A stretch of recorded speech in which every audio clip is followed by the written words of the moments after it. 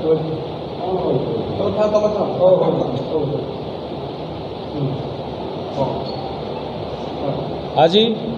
भारतीय जवान किसान पार्टी ये प्रेस कॉन्फ्रेंस रे प्रथम लिस्ट कैंडिडेट डिक्लेयर करुच्ची।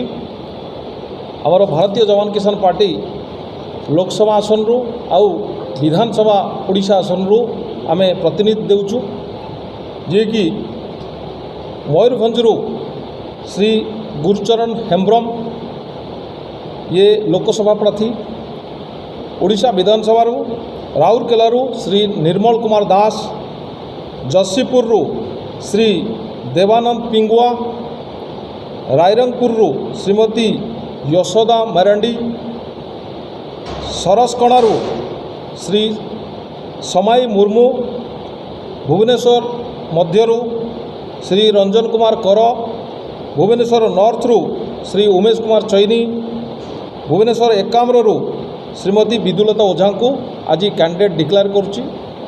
आपण माने जानिथिबे ये जो भारतीय जवान किसान पार्टी ये जो जवान आउ किसान मानकर नेता जो होईची, वर्तमान जहाँ स्थिति देशर आमर जो गणतंत्र को धक्का लगी, गणतंत्र को कहते कि शेष हो जाइए, आमर गणतंत्र नाही। सही जो जो जवान माने आमर को इच्छा नथिला कि ये पॉलिटिक्स रे आसिक देश ऑलरेडी आमे देश पाई रक्षा करिक आसछु, देश सेवा करिक आसछु, वर्तमान समाज सेवा पाई आमे आगवर होइछु।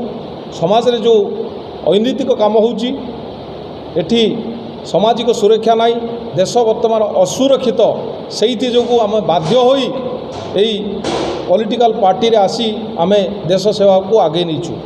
आपण माने जानिथिबे देश अनेक देश रे वर्तमान युद्ध लगी, ये पूरा पृथ्वी वर्तमान विश्व युद्धमुखा, किंतु दुर्भाग्यर विषय सेठी अन्य देश रे जो भाया ट्रिटमेंट करा जाउची भारत रे सेही भाया हेई पारु नाही। तार कारण होची एठिकार लोक मानकु शोषण करा जाउची, एठिकार जो सामाजिक व्यवस्था को ध्वंस करा जाइछि। सेइथि जोगु जण जवान ये जो आमर चलची अनैतिक काम, भ्रष्टाचार, करप्शन ताकू मिटेवा पाई आमर भारतीय जवान किसान पार्टी आगामी दिन में प्रत्येक जगार आमे कैंडिडेट देबू। ये हूँ फास्ट लिस्ट, आगु को आउ गोटे लिस्ट रे आमे प्रत्येक जगार कैंडिडेट देवाई मनस्थ करूँ।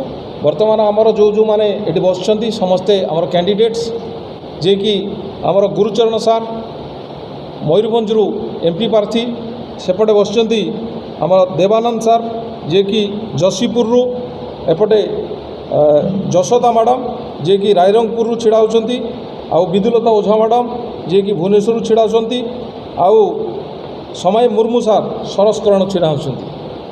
से भारतीय जवान किसान पार्टी आगामी दिन में गोटे बहुत बड़ पार्टी भारत पाई काम करिवो, आउ ये सामाजिक सुरक्षा आउ देशर सुरक्षा पाई काम करिया को आमे मनस्थ करिछु।